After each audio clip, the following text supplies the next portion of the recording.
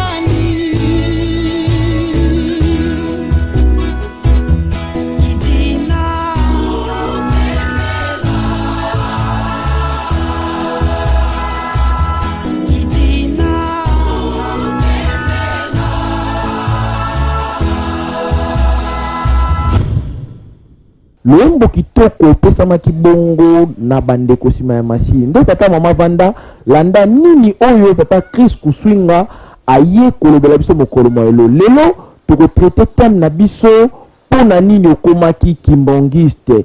Nde thème oyo ezali bongo profond. Yo tata mama Vanda landa papa Chris Kuswinga ako yebisa biso lolenge nini to nini otindaki akoma kimbangiste. Mais tokoki koleka bongo te. Zali komona bongo liboso yolamba na ngai na lati bongo elongi ya mama Suzanne Kwakiadi mama conseillère direct eli ko l'accepte émission révélation kimbango ezali ko rendre hommage et pas ya mama na biso mama Suzanne Kwakiadi o asili bongo ko pema ya zali akei bongo ko lobela biso pa ya tata ndelelo toko traiter na biso ndenge torobaki na ebandeli tata mama Vanda landa papa Chris Kuswinga ako limbola biso ndenge nini ye akomaki kimbangiste. Mbote ndeko Chris. Mbote papa Moïse. Ezali esengo pona ngai ya koyamba na plateau na ngai émission révélation kimbango mokolo mwalelo. Lelo tokobeta lisolo moko o eza un peu particulier ndeko Chris ozali bongo kimbangiste. Alors tokoyi koyeba ndenge nini okomaki kimbangiste. Na kombo tata mwana pe tata molimo mosantu. C'est vrai, na mutuna wana na ko lingana na rectifier. OK. Cela veut dire ba koma ka kimbangiste te mais ba bota maka kimbangiste. Na ndenge nini? Parce que toyebi na mangomba nyonso batu okore ozalaki na ndaku oye. Obino banda lelo na komi mondima lingomba songolo. Sko bino bokobota makimbangiste na ndenge ni expliquer biso po bande ko baza kotala biso mais un peu ko comprendre mokie. Merci beaucoup. Exemple concret, wana zaki maloba ya Yemei papa Mfumalongo diangenda kuntima. Soki na lobito ba papa baloba ki ba bota makakimbangiste te mais ba koma kakimbangiste. Cela veut dire tozwa na mangomba mususu. Lelo yo nanga tolandi prophétie par exemple.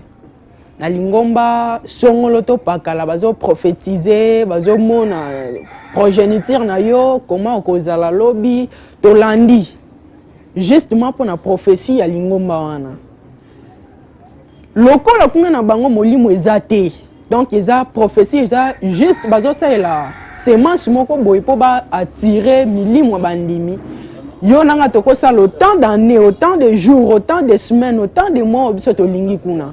Mais au contraire, na lingomba na biso na lingomba kimbangiste eza bongo te.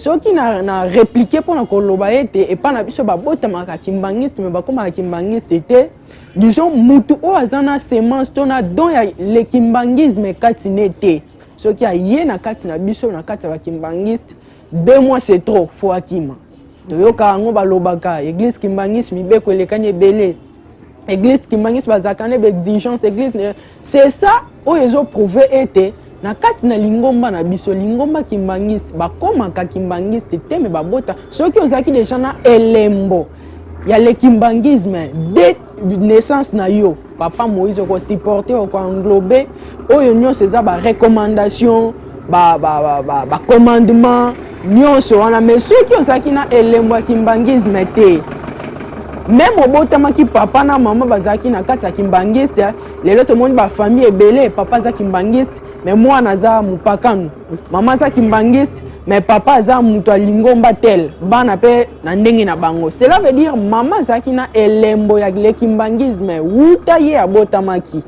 nde na jour esengela ki ya koma kimbangiste nde sifflet betamaki aye alati vert blanc mais au contraire dès jours ya naissance na biso to botamaka déjà na elembo ya kimbangisme. Alors, merci beaucoup pour la précision. Aussi, le copain Sabiso, Papa Chris. Papa Chris, toujours le belasiko yo. Betela biso li solo. Okomaki kimbangiste ndengeni. Malgré tout, de jours botamaki kimbangiste. Ozwaki batisimo lolenge nini na dingomba oyo. Merci beaucoup, Papa Moïse. Mutuna moko très bien pour nanga. Ce qui c'est vrai, to limbo l'année na koma kimbangista na langage courant pour battre ça va comprendre. Oui. Cela veut dire nga naza cadet à famille. Naza cadet à famille, to botamaki 10, 5 bakufa, 5 totikala et mutu akangi ezanga. Ezalaki maman na biso azali kimbangiste te. Papa na biso pe azali kimbangiste te. Papa na maman babalani basali mariage bazaki une église catholique. Qu'est-ce qui se passe? Ma papa zaki na onction à kokende couvent donc à koma sango. Maman pe zaki na onction à couvent pour être à ma sœur. Ce qu'on a chemin na bango lokola bazaki déjà na bana o bazaki na bilembo ya kimbangisme et simbaki te pour être bango ba kokota couvent. Nde papa na mama babalana ki baboti mwana liboso ya mibale ba complication comme ya na libota. Nde na tina ya mama moko pona ba année wana ba 1980 81 82 molimo ezo lobana église kimbangiste. Donc batu bazo mona molimo vraiment kitina lingomba kimbangiste. Nde à travers camarade ami ya mama amemaki maman pour être à kotia ba problème limite na kati ya ba problème za erenyaki kati ya foyer na bango nde mama akendaki akutani pena ba papa ba sololi et puis akomi kimbangiste directement akomo pratiquer oyo ezaki le kimbangisme kati ne mibeko donc akomi mondimi azwi pe batama tout ça ayeko bota mwana ya misato akufi aboti ya mine azati lelo nde era yaki kobota lisu ya 6 na kati ya mwana 6 wana ye moka muna ki papa liputa na ndoto amoni wana mama o aboti biso amoni papa liputa ayeli eti na porte papa liputa bato ba comprendre te olobi papa liputa pesa biso kombo na ye. Merci beaucoup papa Simon Kimbangu ya l'homme ya 1887. OK. Papa Simon Kimbangu ya pan. Maman na biso rêvé en plein moment de grossesse, akutana papa Simon Kimbangu ya liputa. Oya sola kina ye, ayebisa biso bana te kino lelo. Ayebisa ki biso kaka, papa yako tikela ye moko kati na ba oyo asenga ki uta kala. Asuka ikawana. Mais ba sola ki vraiment na tamulai. Sikwa yeko bota oya 6 akufi. Kino alandana ki na 9e mois na bazo kufa kaka. Dernière rencontre bakutani susu na papa Simon Kimbangu ya liputa nde apesi ye bilembo mibale apesi ye soso apesi ye na ligorodo mama zwaki soso akimi ligorodo wana ndoto na vision azwi soso atiki ligorodo akimi ligorodo tango azaki soso papa Simon Kimbangu ayebisi ye bravo olongi pamba te osili kozwa oyo elobamaki na famille na bino uta kala ozwi yango siko awa c'est tout na te limite na te ndelo lokola yo oluki nga nzambe omoni nga tosololi na yo na pesi yo ezalaki destiné na yo esili na pangusi siko ma ya misuno nde eya komona na mama azwi zemi ake radio bayebisi ya kobotama na mapasa après 2 mois ya grossesse mwana moko asali avortement mwana moko abimi selon ba médecin azaki na grossesse ya bana mapasa te azaki kana mwana moko mama asali avortement ko ima kota ikesu kati na ye ya lobi nde nakuta ina nzambe ya lobi na nga za nzambe apesi nga esengelaki na nga mais mwana moko liso abimi ndeni avandaki après 5 ou 6 mois manifestation ya oyo atikalaki siko ye ko manifester na kati ya zemi nde comme dit la loi de la nature après 9 mois mwana botami nde mwana ngo ye yonga na toza oza liboso na nga nga yo na oloba siko na âge à 15 ans na âge à 12 ans so na préciser très bien na comment ekozwa un peu ba sensation moko bo étrange on a papa na maman spirituel ouais na ko vanda même na kati ya école na kati auditeur tozwa cours na baninga directement eloko moko ekoti kati nanga bima libanda donc nazoyeba te na ke wapi na bimi peut-être libanda to comment sola na muto na ebité na sola na voix moko inconnu on a ebité on a monaté to comment sola na ye voilà ndenge eza awa na ndako problème eza boye abetelinga apesinga na ba solution quelque temps so molimo wana ekotaki kati nanga ebimi nde nazonginga mais nazaki na kati ya cours na mille boye libanda ndeni na comprenaki un peu likamwana te na na pasteur na ABC na na maman plutôt na ABC maman meminga na pasteur pasteur abondeli peut-être selon ye po na identifier qui vraiment mungongo andako yebisanga makambo te selon ye eza ba tourment ba makambo na ebele na sima apesinga libondeli ekosila nango mais eloko wana loko apesinga libondeli ekomi vraiment loko vibration avant voir wana ya ressentir vraiment loko mutu epanzani loko bombe moko ebeti mato ekangami mato ibouché après ce qu'on voit écouter comme on ebisanga na ye pas maman na ebisé na bi c'est pas normal donc au fur et à mesure le pasteur azobonde la pona nga au fur et à mesure les kamango zo comme sous intense alors tout ça sundeni wana déjà ozwa ki baptême wana na yebi même kotanga bible te na yebi na le kimbangisme te na yebi ka kimbangiste kota makolongulu to lata ka vert blanc c'est tout mais na komi na kimbangiste te ya wana zoya nanuka wana zoya nako lia pe biscuit na kati église pour na yebi te le kimbangisme c'est quoi vraiment mais alors on a kokisi 12 ans premier rêve on a kanga ti lelo kino mkona kokufa na kokanga kango kaka namoni un inconnu un vieillard aye a sergeur na kati ya lupango na biso lupango ezaki clôturé na portail ya koti mystérieusement to monite na monita uteli wapi ya koti ndenge nini komone pe nani koko très élancé à koti aya kutanga libanda apesinga mbote na pesi ki avandi to komo sola na ye sko randa kinga un peu sage na ko zala un peu na curiosité pour to sola na mutu wana les mêmes voix o yebisaka nga o lobelaka nga du jour au lendemain makambu na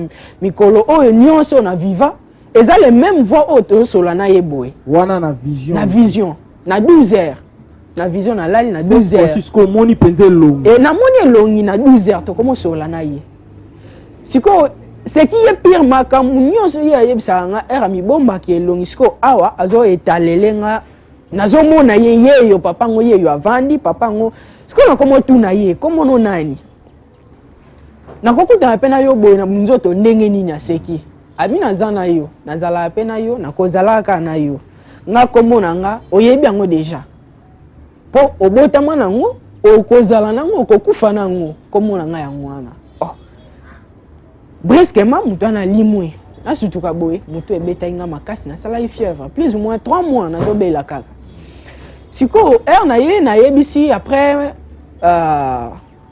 malade na hôpital po ba mima inga na hôpital mutu ya ndako beta ngana ba médecin ba bi malaria ba implora ki ebele makambo belé apesinga ki après traitement nena yeko révéler ndoto na lotaki na yebisi yango epa ya mama maman abi non c'est pas normal faut que sous pas pasteur to bondela na kimi cette fois-ci na bité kokende au fur et à mesure tozo poussa na ba pasteur na biso na mona on dirait bangani ba tozo lokanga eloko wana landanga toujours na sima ezala kaka parce que ezaki na voix mukie au fur et à mesure bazo pesa nga libondeli voix ezo mata lelo ce qu'on a loti so to ke lisusu ce que tourne na kolota yesu te mais na komona yebo ya live na kimi na kokena wana ndengo milobeli nazo yebisa maman maman apesa ki idée likanisa kokemona si ba pasteur ki na bite na kokesute nde tovandi tovandaki na butu na ngu mama ebisinga likamwa na moi na boy na soirée pe tour na kimangi na kenda ite na butu na ngu na lali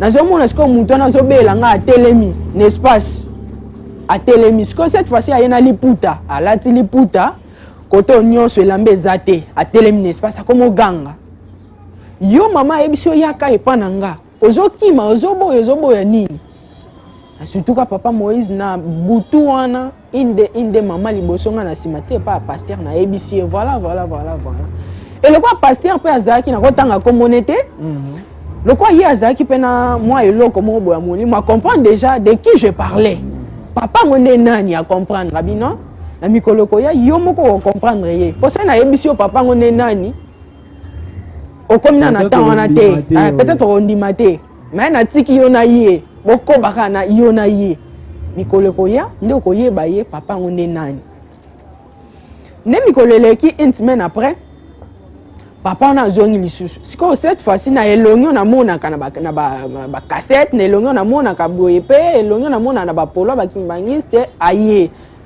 siko na tel na bi oh mais oh papa Simon Kimbangu ki anganité ba o ba yebi était chef spirituel actuel l'église kimbangiste ye yote mfumo longo ye yote aseki amibimisi sikoyo epa na nga amibimisi na veste Nathalie yote na komo kima siko abengi nga abi azo kima nini oluka inga nga yeyo na ye nde na pusanaki abi c'est vrai jour ana to sola kite mais lelo siko to solo la apesi ki ti poto vent to sola abi to silisi oh mais to solite loko bengeli nga to vandi to solite to sisi suni abi to silisi olongi félicitations apesi nga motaki abimine na parcelle aki akomokeni Nathalie boye wana komaki déjà si je ne me trompe pas ma 13 ans parce que les mêmes jours on a lotaki ndoto na 3 heures c'est les mêmes jours où on a simbaki bible de ma toute première fois na vie natanga bible passage moko yelaki nga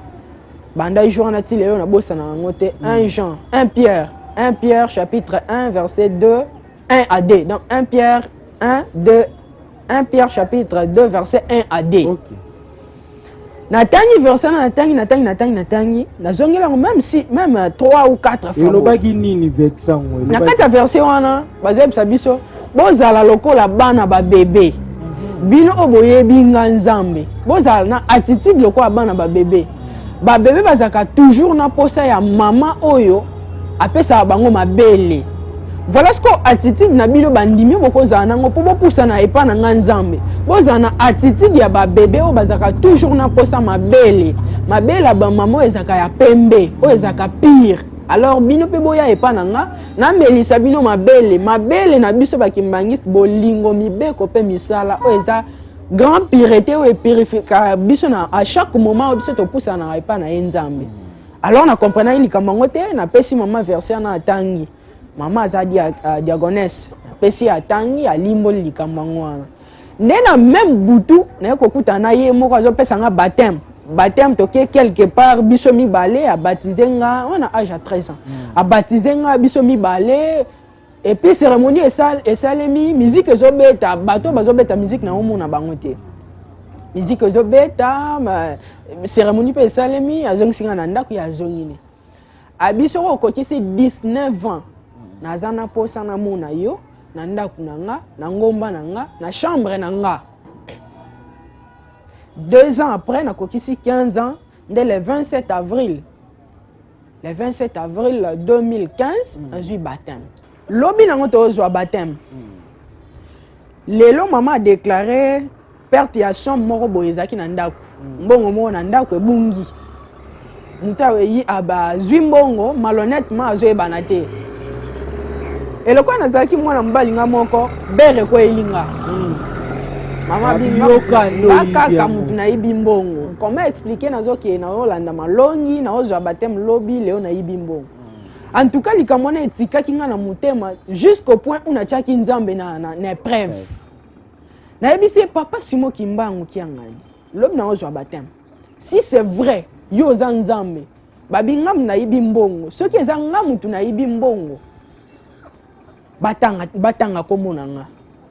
Na liste o bapesi kuna na batemo bakotanga kuna bato bakoleka liboso po ete bakopesa bango batisimo batanga komona nga. Mais soki eza nga te mutu na ibi mbongo wana batanga komona nga te. Pour ça batanga pe komona nga te na zui batem lobi te esili na église no pe na lingoma no na okota sute esili. Ndai wana lapi yango na 22h. Biso na église. Ba o film pa biso, ba o tuna biso ba question pour lobi na ngoto zo baptême. Chose grave, on a la kaki nzambe, lobi na ngo batangi kombo ba komi na lettre K, ba sauter kombo nanga. Ba komi na ba lettre M ti na Z ba sukisi. Na tikali nga moko na ba bengi nga te. Maya miso ekita na mona te na ganga na loba nini siko mutu azotanga kombo cette fois-ci en live nazo mona ye te mais papa mfuma longo papa diangenda ye moko azotanga elongi akangi yango akangi siko nazo mona mais makambo ekomeli nga boye ndenge nini oyo na loba ki lobi papa ezaki nango siko nga mona komo loba ezaki ba je tanga kombo na nga pona bima po soni bat ba loba na kota malongi te na yeka pona fraude boye na boye tanga kombo na nga mutana ndako tanga bakombo baluki boye atalinga elongi vraiment cette fois-ci nazo mona elongi ya yemoko papa mfuma longo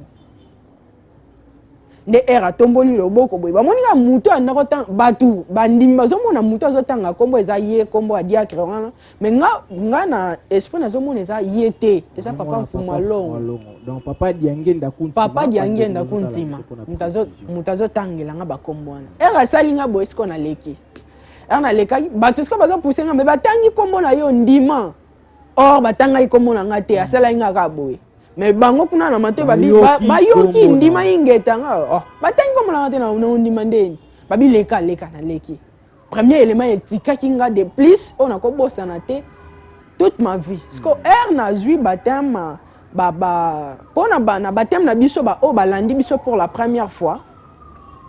Na temps na moment ba baptisé pa na biso ba kimbangista ba baptisaka ba saint élément ba saint koki na balandi bato ba pasteur batia ba imposer ba maboko eza balandi ba o bazokota ba kibondimi ya sika mais ba saint élément na ba saint koki ba imposer ba maboko te siko na moment imposition maboko ba pasteur na moni cérémonie on a mona ina butu na yemoko na zamba quelque part biso mibale siko nazo mona ngo en live pasteur ozaki liboso na nga imposer maboko siko nazo mona alati en tout cas ba pasteur na biso baza batako saka na bango te eloko etika kinga na jour nazo ki baptême eza kino lelo ba pasteur na biso baza en tout cas batako saka na bango te tala ye mona e libanda considérer lokola envoyé ba o batinda maki na ancien testament Élisée, Élie, prophète à Kalanga, bango bazongi seli biso bango yeyo, bazola ta 10 boutons na moment lelo.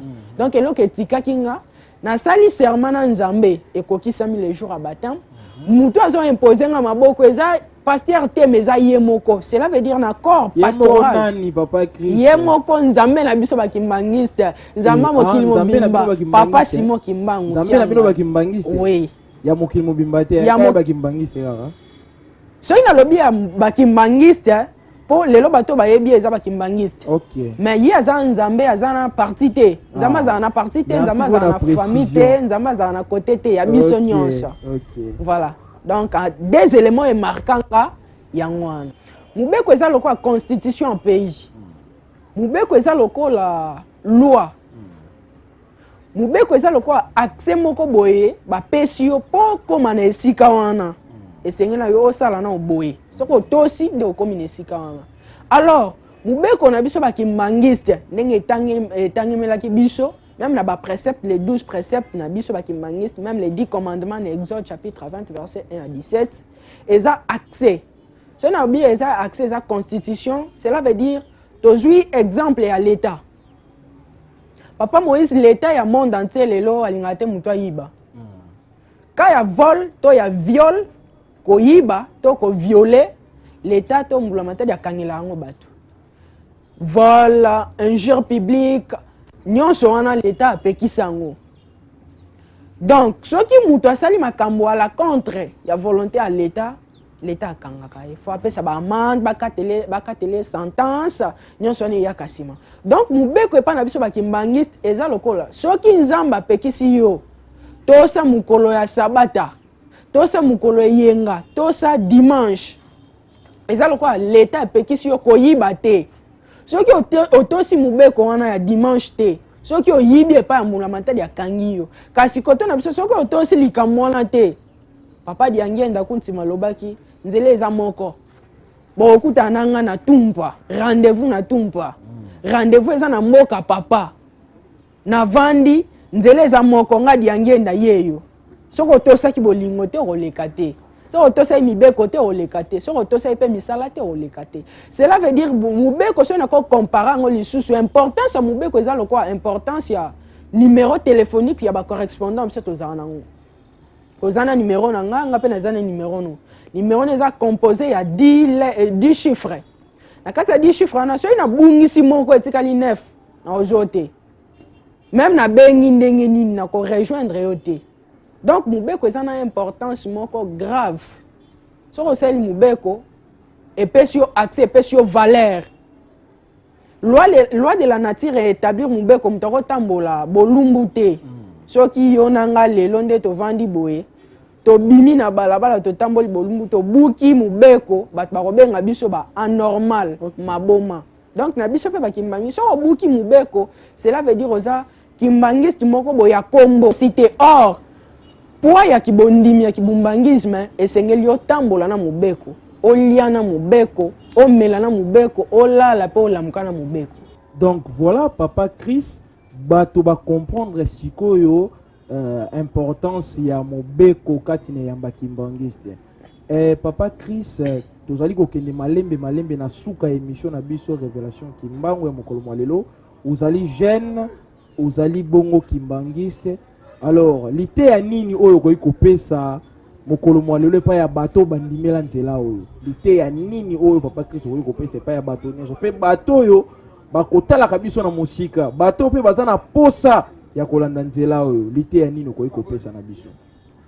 Ecclésiaste chapitre 11 verset 9. Jeune, réjouis-toi de ta jeunesse, mais n'oublie pas que le jugement t'attend. Naza jeune. Ba jeune te belé à mokili mobimba fille ou comme garçon. Mais seigneur la biso to profiter na moment de jeunesse. Oui. Ko profiter na moment de jeunesse, cela veut dire quoi papa Moïse? Toyebi biso nyonso mukolo mbotama na biso. Kasi mukolo a dessin na biso toyebi yango te. Tout comme liwe koko melangane toza enceinte bo liwe komelinga. Kasi so ina tambolaki na bobangi ya tata Nzambe te. Sor na ngoko za nini? Soki na tambolaki na kobanga tata Nzambe te na moma na nga bulenge, sor na ngoko za nini? Lité ya nga epa ya ba jeune ba ndeko jeune garçon tout comme fille mokili mobimba ba oba kozwa libakwa kotala biso na émission oyo. Eza jeunesse eza temps moko moment moko fertile. Moment moko esengeli biso to déverser ba compétence na biso nyonso to anango. Ba compétence nyonso biso to acquérir esengeli biso to déverser ngo na moment de jeunesse. Donc to tikate ba désir charnel là ta biso. To tikate ba comportement charnel là ta biso. Po to ndimela la kimbangisme. O andimela le kimbangisme. Aza o yazo tambola selon bolingo. Eza o yazo tambola selon mobeko. Eza o yazo tambola selon misala. Donc en quelque sorte, mibeko epesameli premièrement pour na biso ba jeune. Na tango akala Josué na Caleb papa Moïse ba kota ki na mbokela ka bazaki ba kokota. Bazaki pe bana mikiete bazaki bilenge ba jeune. Pourquoi pas bango batika ki moment wana eleka bango ba kota te ba lande bisenga mokili. O ba mona ki utilité ya Nzambe. Lelo Nzambe na biso papa Simo Kimbangu kiangani. Azui bokonzi na temps jeunesse. azwaki yango na 2001 na moment ya jeunesse mpona nini te akoki kokɔta même na politique alanda misala na nyonso mpona nini seulement azelaki moment ne ya bulenge ya jeunesse po ete akoka komata na esika ya po atambwisa biso bajeune ya mokili mobimba. Donc en quelque sorte liteya na ngai ekozala bouclé nakoloba ete moment ya jeunesse eza moment moko bato ya libanda bayebisaka biso to profiter babuka mukuwa e ozana énergie c'est faux et archi faux. Oui buka mukuwa e ozana énergie mais kobosana te ke mukuwa pe kobuka yo soko lembi kobuka mukuwa wana.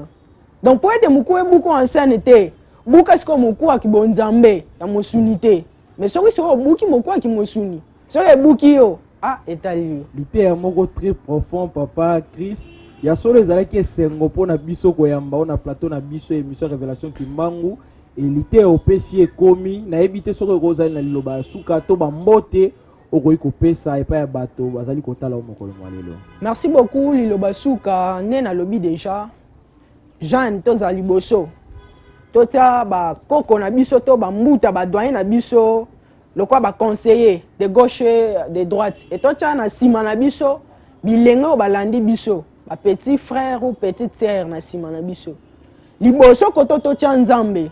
Donc intégrer dans un moment kimbangisme